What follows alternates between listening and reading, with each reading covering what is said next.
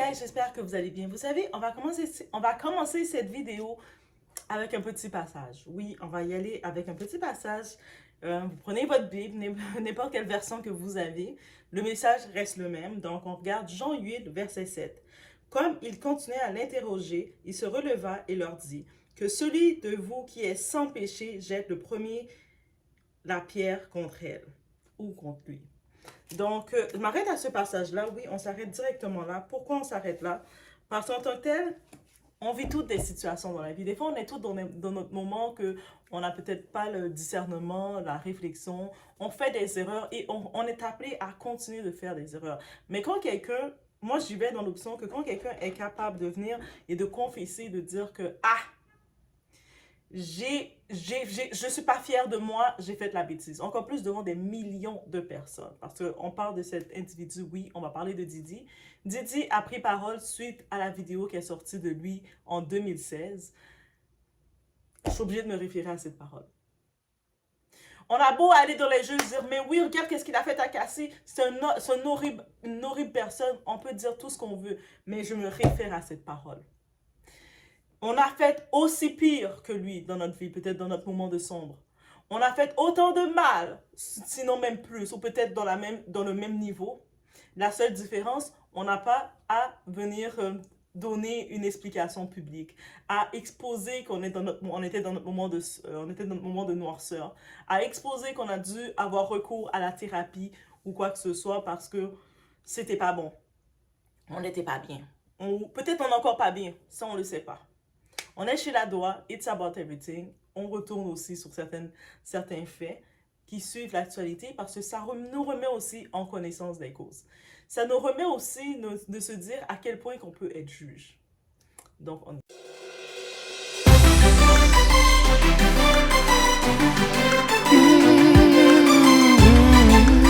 Reflect on the darkest times in your life.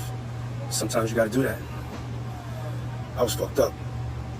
I hit rock bottom, but I make no excuses. My behavior in that video is inexcusable. I take full responsibility for my actions in that video.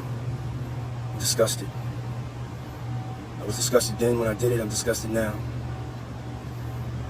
I went and I sought out professional help. I had to go into therapy, I had to go into rehab. I had to ask God for His mercy and grace. I'm so sorry. I'm committed to be a better man each and every day. I'm not asking for forgiveness. I'm truly sorry. Et oui, Didi a pris parole. Shane Combs, Didi, il a pris parole. Il a pris parole suite à la vidéo qui a été exposée dans le monde entier. Cette vidéo qui nous a toutes fait frémir, qui nous a toutes donné le frisson, une vidéo qu'on a toutes vues de toutes les façons.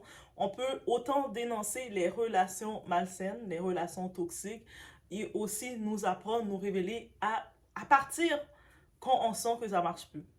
Donc lui, je vous ai laissé entendre plutôt un bout de son passage où il prend parole, qui le dit que il n'est pas fier de lui. Donc, il parle en anglais, bien entendu.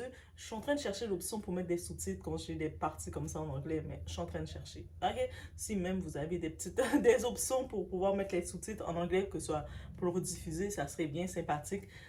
Les sous-titres en français, la traduction, ça serait bien. Mais sinon, lui, en tant que tel, qu'est-ce qu'il dit? Il reconnaît que c'était sa période de noirceur. C'est ça qu'il dit. Il était dans son dark world, dans son moment de noirceur, dans son moment sombre, que j'imagine peut-être il vivait des pressions, il vivait plein de types de choses. On se rappelle que c'est un homme d'affaires au top. Au sommet, là, t'as pas d'amis. Même quand t'es même pas au sommet, dès que t'es en train d'avancer, de te performer dans ta vie, de devenir la meilleure version de toi, tu n'as pas d'amis. Et des fois, quand t'es dans ton coin, t'as même pas besoin d'être millionnaire. Tu reçois des bâtons dans les roues. Imaginez. Donc, il nous explique, on sait qu'il était dans sa période de noirceur. Combien d'entre nous, on a eu cette période-là? Combien d'entre nous, on n'a pas besoin de lever la main et commencer à me dire oui, moi. Non, non, non. Gardez-le dans votre cœur. Si vous voulez faire le témoignage, vous pouvez, mais gardez-le dans vous. Mais combien d'entre nous, on a eu des périodes où c'était sombre? Peut-être on venait de terminer une relation chaotique. Peut-être qu'on est dans une relation chaotique et dans cette relation, on fait ressortir le pire de nous. Ça aussi, il faut être conscient. Et c'est là que le message, on peut en ressortir. Ok? Il y a des fois des personnes qui peuvent être avec... Deux personnes se retrouvent ensemble, mais ne sont pas faites pour être ensemble parce que le meilleur des deux ne sort pas. La personne ne t'amène pas la paix, la personne te fait la noirceur, le démon sortir en toi et vice-versa. Donc, en tant que tel, qu'est-ce qui arrive? Oui, il le dit dans cette vidéo, dans sa prise de parole, parce que oui, il avait à prendre parole, parce que c'est une personnalité, et puis il peut pas garder ça caché comme nous. Nous, il y a tant de choses qu'on a dans nos démons, même dans nos côtés familiales, il y a plein de choses autour de nous, des démons, mais on peut rester caché, puis on n'a pas à prendre position publiquement. Mais lui, il se retrouve une personnalité publique, oui, il doit prendre parole publiquement parce qu'il a été... Parce qu'il est là, les faits sont là. Donc oui, il part que suite à cette vidéo, il a essayé de le cacher, de le camoufler. On sait que la vidéo, il a essayé d'acheter les cassettes. Ça s'est retourné, ça s'est re-exposé. Ça a eu lieu en 2016. En 2024, c'est exposé. À l'année 2024, c'est l'année des exposes. Par contre, quand cet événement a eu lieu, lui et Cassie Ventura, ils étaient toujours en relation jusqu'en 2019. Donc, ça veut dire 2016, 2017, 2018, 2019. Oui, vous allez me dire, mais c'est normal. Quelqu'un qui est dans une relation aussi malsaine va étirer jusqu'à arriver jusqu'au bout. J'en suis conscient, c'est tout à fait possible. Oui, ça arrive. Qu'est-ce qu'on peut retenir dans tout ça? Les relations. Je sais que des fois, on se dit toujours, on a besoin d'être avec quelqu'un pour se dire être bien, être complet, mais ce n'est pas... Et si c'était pas ça? Oui, on peut être bien avec la bonne personne. Aussi simple que ça. On se retrouve bien dans le bien-être avec la bonne personne. Quand on est accompagné de la bonne personne qui nous veut du bien ou qu'on se comprend, le meilleur de chacun va ressortir. Quand tu es avec la mauvaise personne, et c'est pas quand j'ai la mauvaise personne, c'est pas que je parle pas que Cassie était mauvaise ou quoi que ce soit, mais c'était pas la bonne personne. Ils étaient pas le bon match. Donc, on peut voir dans leur relation, qu'est-ce qu'on peut détecter. Il y avait déjà une relation de supériorité. Donc, lui, c'est un gros boss, plein d'argent. Elle, c'était une fille de la concept avec lui, elle avait 19 ans, en quête de se rechercher, en quête de profiter. Donc, c'est une relation transactionnelle. Donc, il y avait déjà des transactions, il n'y avait pas l'aspect respect ou quoi que ce soit. Donc, on voit déjà plein de red flags, plein de lumières rouges partout. Et des fois, souvent, on se retrouve dans des types de relations comme ça. La même façon que une relation de te mettre avec ton partenaire qui a moins que toi, ça aussi, c'est une mauvaise relation. C'est une relation transactionnelle. Même si vous dites que non, mais doit par ça, ça peut être différent. Tu peux être avec quelqu'un qui a moins que toi et tu le donnes. Non, c'est une mauvaise chose. Parce que la personne qui a moins que toi, il est avec toi pour la transaction de qu'est-ce qu'il peut ressortir de toi. Donc, et toi, tu as, sans le vouloir, tu domines sur cette personne-là parce que tant que tu as ce que la personne veut, la personne va devoir se soumettre à toi. Donc, il n'y a pas une équitabilité. Donc, c'est pour ça que oui, ça nous laisse entendre cette différence-là dans le relationnel. Donc, des relations transactionnelles, ça peut être dans tous les sens. On n'a pas besoin d'être dans le niveau, d'être un gros boss, d'être une grande boss, d'avoir des millions, des billions dans son compte. C'est aussi le côté l'état de mind. C'est-à-dire, des fois, il y a beaucoup de personnes qui vont aller au pays, prendre quelqu'un du village ou quelqu'un du pays qui n'a rien. C'est un problème. Au moins, vous allez prendre quelqu'un au pays, prenez quelqu'un qui est qualifié et compétent. Prenez quelqu'un qui se débrouille. Peut-être qu'il n'a pas, qu'on regarde la conversion, c'est pas la même chose que vous, mais il se débrouille. Il est capable de manger. Il est capable de se débrouiller. Cette personne-là, quand il vous appelle, c'est pas un apport de « Ah, j'ai pas pu manger aujourd'hui, j'ai mal au ventre, j'ai des douleurs au ventre. » Parce qu'on n'est plus dans le même rapport. C'est-à-dire que vous, si vous êtes en train de dire « Ah, moi, j'ai mal au ventre parce que j'ai trop mangé », ça marche pas. C'est-à-dire que ça devient des relations transactionnelles, donc c'est voué à l'échec. Et ça, c'est un fait. Donc, le droit ne dit pas de ne pas aller prendre des relations avec des gens ailleurs, dans d'autres pays, mais de vraiment faire en sorte de rester avec quelqu'un qui est dans le même mind que vous pour que ça ne retourne pas, que la personne vienne quitter qu'est-ce qu'il a et ainsi de suite. Parce qu'il n'y a pas une équitabilité. Aussi, il y a d'autres signes qui se font comprendre. L'amour, c'est pas forcé. C'est pas comme si une relation, tu forces pas la personne. Comme tu forces la personne à agir quand tu veux qu'elle agisse, à te répondre à quand tu veux. Et puis, j'en parle souvent de l'entourage dans ma vidéo, dans ma chaîne complète. J'aime ça beaucoup mentionner, ajouter le côté de l'entourage. Mais l'entourage, des fois, là, quand on a du succès et tout, le pire entourage qu'on peut avoir, c'est l'entourage qui nous dit oui à tout. Les gens qui disent oui, oui, oui, oui, amen, oui, oui à tout, c'est les pires personnes. Parce qu'ils vont monter notre ego de façon anormale. Ils vont nous rendre presque inhumains et on va plus avoir la perception qu'on devrait avoir dans les cas normaux. Donc, il faut se retrouver avec des gens down to earth, des gens terre à terre, qui de temps en temps vont être capables de dire ah non, toi tu dis, t'exagères, toi, laisse-moi tranquille.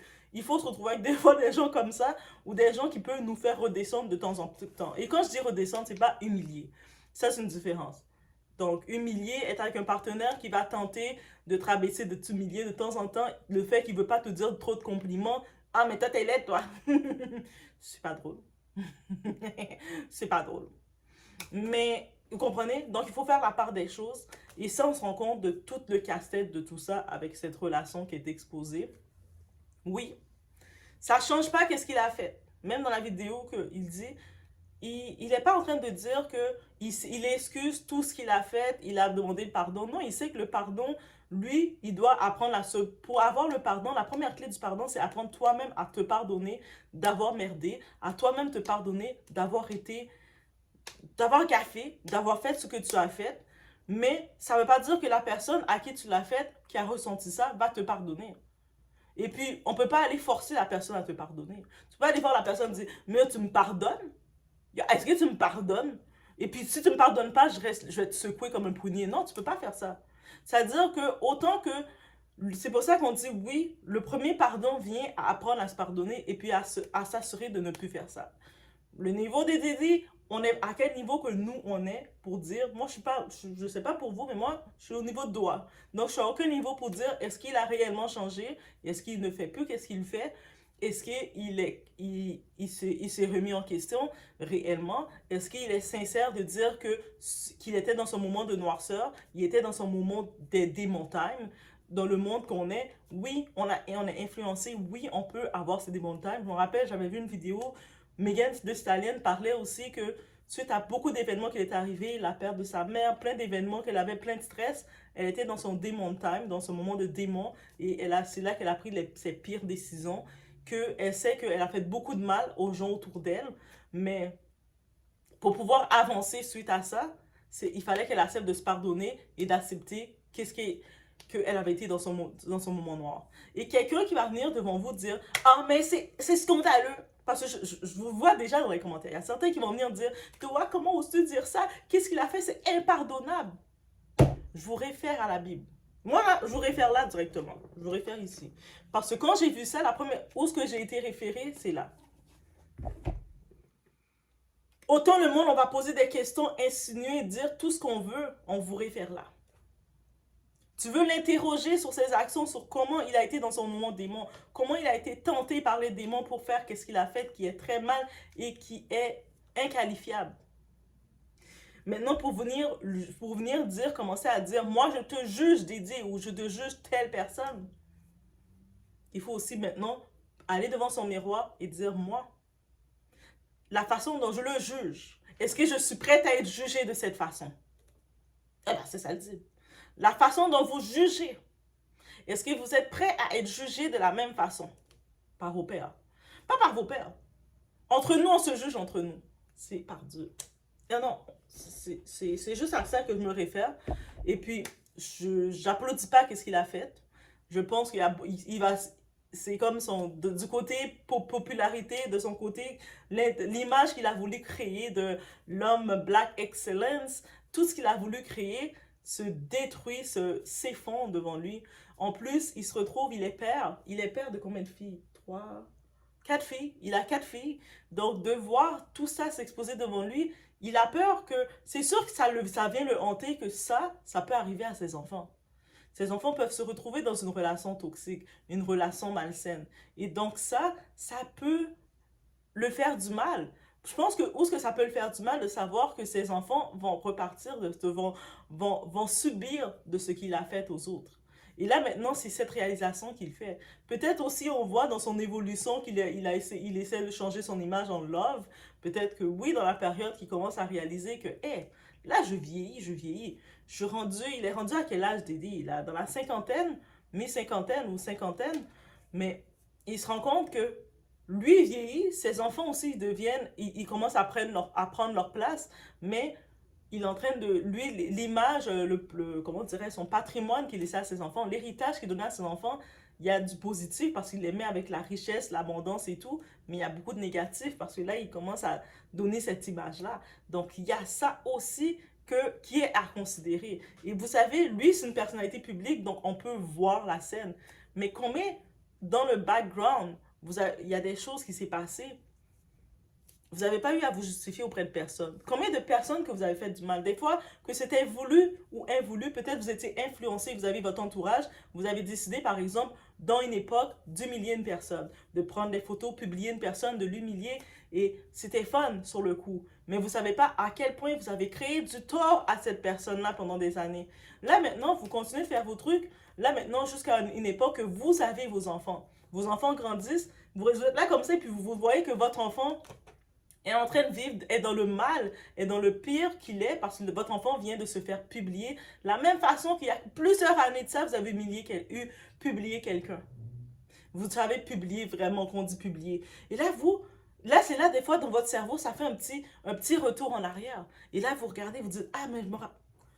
Et vous regardez votre enfant, et là maintenant, peut-être c'est là que vous commencez à avoir des remords. C'est pour ça qu'on voit beaucoup, quand vous allez des fois dans les centres de personnes âgées, on voit beaucoup de ces personnes âgées, leurs idées sont mélangées, mais quand on prend le temps de les écouter, on voit qu'il y a beaucoup de remords, beaucoup de situations qui reviennent en cours. Ils vont dire, ah, moi je me rappelle, je suis tellement désolée, Isabelle. Isabelle, j'ai inventé le nom comme ça. Je sais plus. Si vous êtes Isabelle, c'est pas vous directement, mais vous allez voir Isabelle, je suis désolée de t'avoir fait ça, Isabelle. Et puis là, le monde, les enfants, les petits-enfants, ils savent pas c'est qui Isabelle. Mais c'est qui Isabelle? Pourquoi grand-maman ou grand-papa, ils parlent toujours d'Isabelle, Isabelle? C'est qui ça? Et là, peut-être en regardant les souvenirs si vous êtes capable de vous repérer, peut-être dans le temps de nos grands-parents, de nos parents, ils publiaient moins les choses. Maintenant, dans notre temps à nous, c'est différent parce que le fait qu'on publie tout, donc ça va être un peu plus facile de repérer les photos de classe, les photos en ligne, parce que tout ce qui est en ligne reste toujours. Et là, vous allez vous dire, oh, ici, elle était dans la classe de ton grand-père, elle s'appelle Isabelle, là. Isabelle, c'est elle, son nom c'est Isabelle, je pense. Ah, j'entendais quand papa parlait d'Isabelle. Et là, vous faites un lien. Vous comprenez? Mais c'est les remords. Que beaucoup de personnes, vous grandissez, vous êtes là avec les remords, mais vous allez voir, ah non, lui, impardonnable, impardonnable. Ça veut dire, toi aussi, t'es impardonnable. Même si peut-être c'est moins, on va essayer de juger parce que le monde, là, je sais comment on fonctionne, on aime ça, pouvoir se dire, moi, c'est moins pire que ce que lui a fait. Mais à quel point que tu peux dire que toi, c'est moins pire que ce que l'autre a fait? Là, il faut que tu vas regarder dans le cœur et dans l'action et dans les conséquences que ce que tu as fait à telle personne, qu'est-ce que ça a pu créer dans sa vie. Des fois, vous avez pu penser pour vous faire une petite action dans la vie de quelqu'un. Ah, mais moi, j'ai rien fait de mal. Tu sais, c'est comme la personne elle était invitée dans une fête, dans une soirée ensemble. Elle avait un petit peu trop consommé. Et moi, j'ai pris ses photos, je l'ai publiées partout. C'est rien. Et puis en plus, j'ai juste parlé de tout ça à tout le monde pour briser sa réputation. C'est rien. Mais vous savez pas que peut-être, juste ce que vous avez fait, vous avez détourné le destin de cette personne qui était appelée à faire quelque chose, qui a laissé tomber l'école, qui a commencé à rentrer dans la consommation. Vous savez pas qu'est-ce que vous avez créé. Donc peut-être que vous, avec votre geste, vous avez créé encore plus d'impact que ce qui en est de quelqu'un que vous jugez maintenant. Et la personne que vous jugez maintenant qui dit « Ah non, ce qu'elle a fait, c'est trop grave. Ce qu'il a fait, c'est trop grave. » Mais vous, ce que vous avez fait à la personne, la vie que vous avez brisée, le destin que vous avez scellé de cette personne, c'est encore plus grave. Et c'est pour ça que quand j'ai vu la déclaration des Didi, j'ai dit « Ok, je vais en parler. Wow, ok, il s'est venu. Il est venu d'en parler. » Et puis, j'ai eu cette parole-là en moi. J'ai eu réellement cette parole-là en moi. Et je me suis dit, tu sais quoi? Doigt ici, elle est peut-être pas comme les autres, mais j'y vais avec cette parole-là. Donc oui, ce qu'il a fait est grave.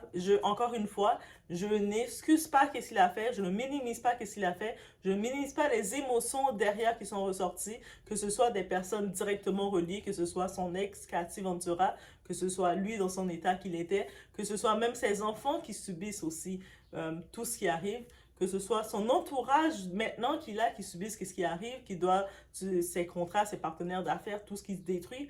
Mais c'est ça aussi, ça fait partie de ce piège-là. Et exposer, là c'est sûr, on voit exposer, je vais parler des gremlins, on va parler des célébrités, des personnalités, mais on retire le mot personnalité, on retire le nom de Didi, le nom de lui qui a une personnalité, on peut mettre le nom de n'importe qui, on peut tous se retrouver à être exposés de ce qu'on a fait de mal à quelqu'un. Ou peut-être on l'a fait directement ou indirectement. Peut-être on a été influencé par notre groupe d'amis qui a dit vas-y, fais-le, fais-le, fais-le, girl, c'est le moment. Et toi, tu le fais sans savoir que tu as dérivé complètement la vie de quelqu'un. Toi, peut-être tu étais appelé, tu es là, tu as un bilan de cancer chez toi. Et puis, désolé de dire ça comme ça, tu as un bilan de cancer, mais la personne que tu as dérivé sa vie, cette personne-là a été appelée à être dans la chimie, étudier, être concentrée dans ses études et puis être chercheur. Peut-être elle avait ça, ce plan-là en elle, mais avec l'humiliation que tu l'as faite, elle a détourné tout complètement. Tu ne la vois plus en train d'étudier pour être chimiste et puis on vient de perdre une tête pensante en plus qui aurait pu créer quelque chose, un appel de plus. Mais bien sûr, le plan de Dieu est toujours parfait, même si la personne est dérivée, a changé de vue, le plan, elle se retourne toujours vers Dieu. Dès que tu te retournes vers Dieu, son plan est quand même parfait pour toi, même si tu es dérivé. Même si ta route est dérivée, il y a des courbes, techniquement tu devais aller tout droit, mais finalement avec les épreuves, tu fais des courbes, mais tu arrives toujours où ce que tu dois aller. Donc c'est ça que je voulais en laisser entendre, c'est le message que j'avais à dire face à la prise de parole de Didi pour des événements qui ont lieu en 2016, en rappelant que c'était pas, malgré les événements choquants, c'était pas leur raison de rupture. Je sais pas c'est quoi leur raison de rupture en vrai. Je pense que quand elle s'est mise avec le type, son mari maintenant, Alex Fine, où ça allait plus bien, mais on voyait la relation était pas bien. Il y avait plein de casse-têtes dans leur relation, plein de morceaux red flag. C'est même plus du red flag. La relation était tout rouge. La peinture tout rouge. Donc, qu'est-ce qu'on peut retenir de tout ça? Oui, qu'est-ce qu'on peut retenir de tout ça?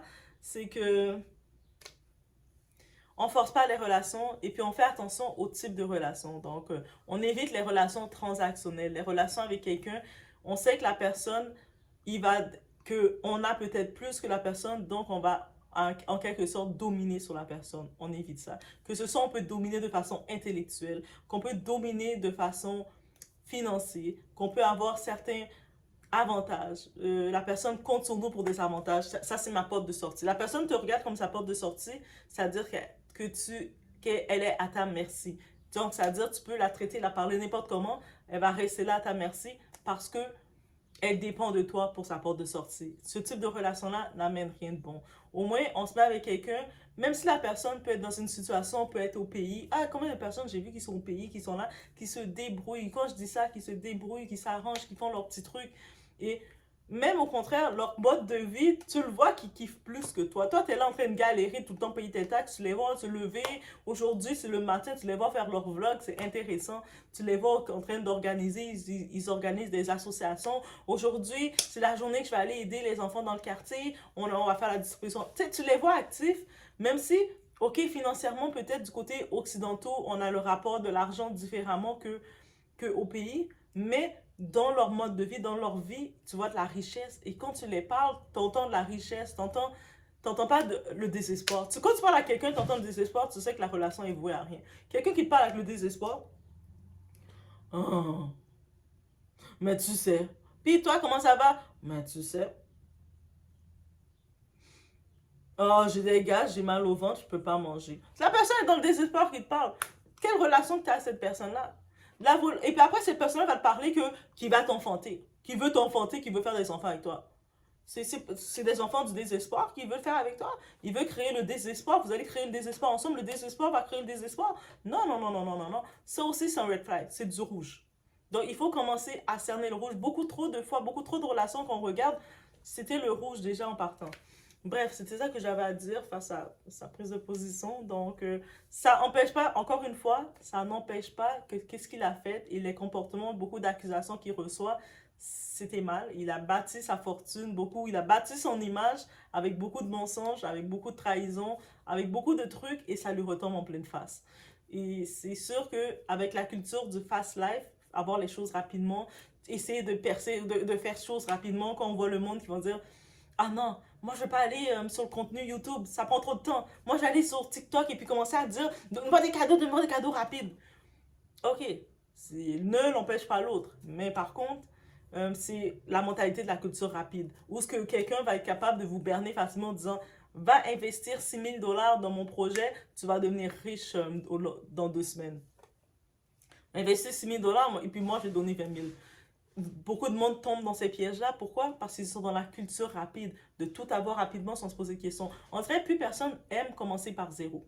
Plus personne aime commencer tout doucement par zéro et tu fais de chaque célébration. T'es là, tu regardes, t'es comme, oh, j'ai eu 10 likes. T'es content. Ouais, peut-être pour quelqu'un d'autre, il va dire, oh, mais elle, pourquoi elle est contente? Parce qu'elle a eu 10 likes. Mais parce que oui, je suis contente que j'ai eu 10 likes. Pourquoi je ne serais pas contente? Il faut fêter chaque étape, c'est la gratitude. Et plus tu as de la gratitude dans ce que tu fais, plus tu restes terre à terre dans ce que tu fais. Quand tu t'attends à voir les choses rapidement, à tout faire rapidement, j'entends des fois du monde qui disent « Ah, moi aussi, je vais me lancer sur YouTube, mais il faut que j'ai la grosse caméra éclair, qu'on ne sait pas comment ça fonctionne, pour que j'ai les choses. » Mais devine quoi? Ça va être compliqué pour toi, parce que tu commences graduellement. Commence avec le petit équipement que tu as, tu le fais, puis tu grossis, puis petit par petit, tu apprends comment ça fonctionne, tu regardes, ah, et je pense que c'est comme ça qu'on fait, ah, ben oui, ça fonctionne. Et petit par petit. Mais le monde, ils ne veulent plus commencer petit par petit, ils veulent aller directement, rapidement, et tout rapidement. Et souvent, quand tu vas comme ça, dans cette précipitation, mais c'est la culture du vide que tu crées dans ta vie. Donc, ça veut dire que dès qu'il y a un coup de vent, tout s'effondre, tout est effondré. Tout est effondré, tout est effondré, tout est parti, l'effondrement total. Donc tout ce que tu pensais qui bâtissait ta vie, là tu te rends compte dans la cinquantaine, t'es comme, mais il n'y avait rien. Mais c'est cette culture-là qu'il faut commencer à avoir du discernement, se dire non. Mieux vaut commencer à zéro, et puis il n'y a pas d'âge pour commencer à zéro. Combien de personnes qu'on a vues? Je pense que Tina Turner, avec toute l'histoire qui est arrivée, quand elle a repris sa carrière, elle était rendue la rockstar qu'elle a été, c'est à la quarantaine. Jennifer Lopez, quand elle s'est fait prendre, on l'a pris au sérieux, on a commencé à donner des gigs, elle avait déjà la mi-trentaine. Elle n'était pas dans la vingtaine, elle n'était pas un bébé star, là. Donc, c'est là quand elle a eu son premier contrat, elle était danseuse, backup danseuse pour le vidéo de Janet Jackson. Eh oui, ça va loin, là. Et suite à ça, elle a eu son rôle de j'allais dire Gomez, ouais. Selena Quintarella, mais c'était dans sa mi-trentaine, elle approchait déjà de sa quarantaine. C'est pour ça qu'on la voit maintenant dans la cinquantaine, elle en profite, elle est encore dans son je veux en profiter. Là, maintenant, je suis Jenny from the block. Ah, maintenant, je suis rendue Hollywood. Donc, juste pour vous dire, c'est-à-dire que même si vous disiez, vous devez recommencer quelque chose, recommencez-le. Vous êtes dans une relation depuis longtemps et vous voyez que la relation, c'est rouge. Fermez ça et puis recommencez une autre. Oui, aussi simple que ça, c'est ça que je devais ajouter. Oui, c'est ça que je devais juste ajouter. Le plan de Dieu est tellement merveilleux pour toi. Pourquoi te contenter du piège du diable qui va te donner le minimum? Comme si le diable te disait ton mari devait être le minimum dans ta vie et toi tu devais l'accepter. Le diable disait que non, non, non, moi, le mari que j'ai pour toi, mon enfant, c'est le minimum. Mais toi, tu dois l'accepter et dire, ok, mais merci Seigneur. Et après, tu vas dire, Seigneur, mais pourquoi ma relation me remplit pas? Pourquoi la relation me donne pas l'excès, le zèle que je dois avoir? Mais Dieu dit, mais de quelle relation tu parles, toi? Ah, ce zigoto-là que t'as marié, tu pensais que ça venait de moi? Moi, retourne dans ma parole. Ma parole le dit, mon plan est merveilleux pour toi, oui. Donc oui, on peut, même si vous dites, ah moi je suis pas religion, on parle pas de religion ici, on parle de spiritualité. Et dans la parole, il y a les mots qui le disent. Ah, allez voir, ça dit, le plan que j'ai pour toi est merveilleux. Aïe, aïe, aïe. Et quand on dit ce plan est merveilleux pour toi, quand on le comprend, on l'emprègne dans notre vie, on est comme, on peut plus comprendre, on voit les choses différemment.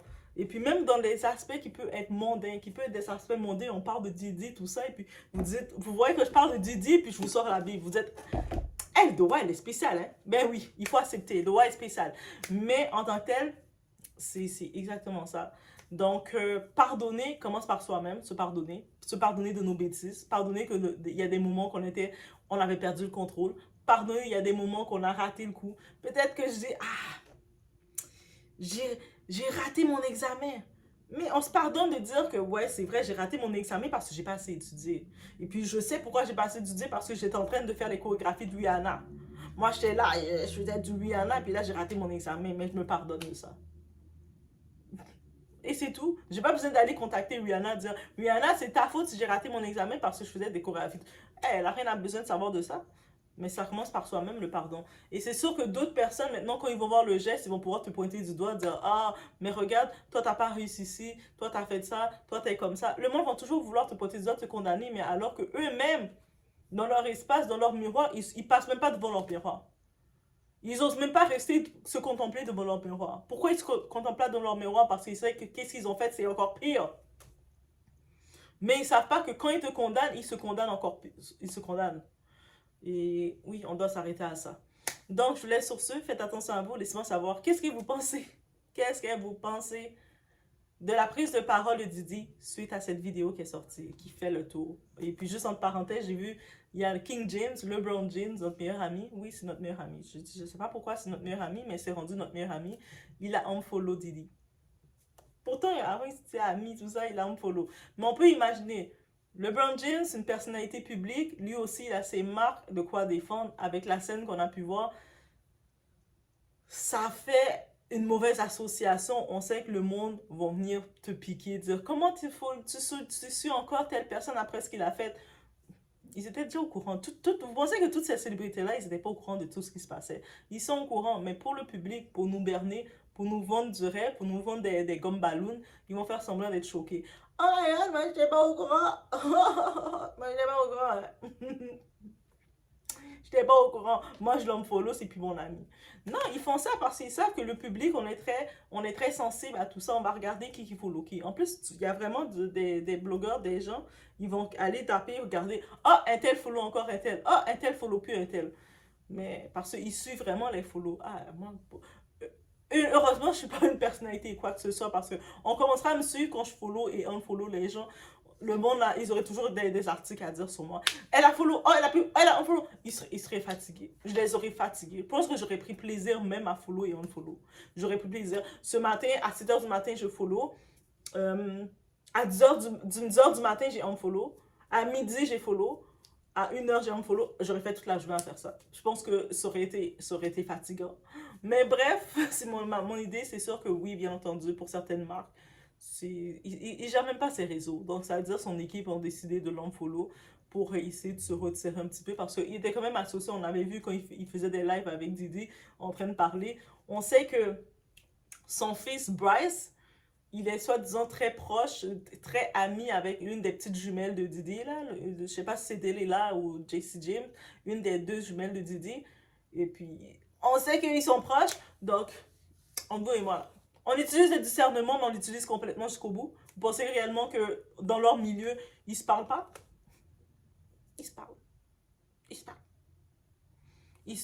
Ils se parlent, et puis ils vont se reparler. OK? Là, peut-être que suite à ça, je pense aussi que Diddy, en prenant parole, c'est peut-être pour éviter que son fils reprenne parole, parce qu'on sait que son fils a sorti le diss track pour essayer de défendre son père.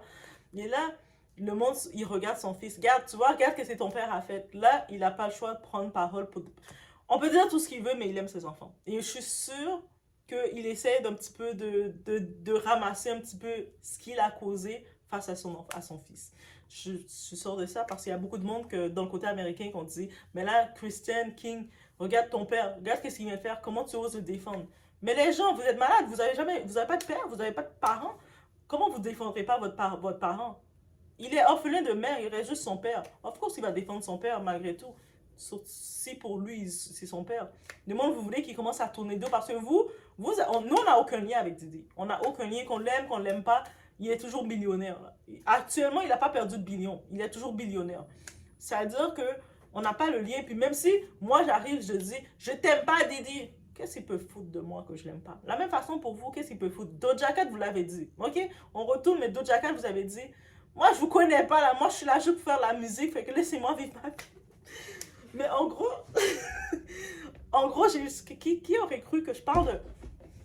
Je me réfère à la Bible, puis je suis rendue à vous parler de Doja Cat. Oh my God, qu'est-ce que vous avez dit? Guys, on peut prendre le message de partout. C'est ça qu'on peut retenir. Le message vient de partout, de qui... N'importe qui peut avoir un message, même si on n'aime pas l'individu, même si... C'est pas qu'on n'aime pas. Pas aimer, c'est un gros mot. Même si... On ne suit pas, on s'accorde pas avec l'individu en tant que tel. Doja Cat, ça me dit rien. Même si avant, je pense que sa musique était plus artistique. Là, elle a l'air d'être complètement perdue dans son personnage, mais c'est elle. Mais elle avait donné un bon message quand ses fans commençaient à lui dire ah non, tu dois laisser le gars parce que elle était obligée de les remettre à leur place. C'était parce que c'est nous qui t'aiment. Elle disait, maman, je vous connais même pas, comment vous parlez d'amour. Donc, je vous laisse sur ce, et puis je remets encore la vidéo de Didi, notre ami, votre ami, oh, c'est pas mon ami, c'est votre ami Didi, qui parle de cette vidéo qui est ressurgie depuis 2016. J'aimerais, je sais pas pour vous, mais j'aimerais bien voir si Cassie prendrait la parole pour dire quelque chose sur ça. On l'a pas entendu, ou peut-être Alex Fan, peut-être c'est plus son mari qui va prendre la parole, ou de toute façon, ils font leur vie. Je pense qu'ils sont même plus, ils font leur vie. Hein. Mais bref, je vous laisse sur ce. Reflect on the darkest times in your life. Sometimes you gotta do that. I was fucked up. I mean, I hit rock bottom. And I make no excuses. My behavior on that video is inexcusable. I take full responsibility for my actions in that video. I'm disgusted. I was disgusted then when I did it, I'm disgusted now.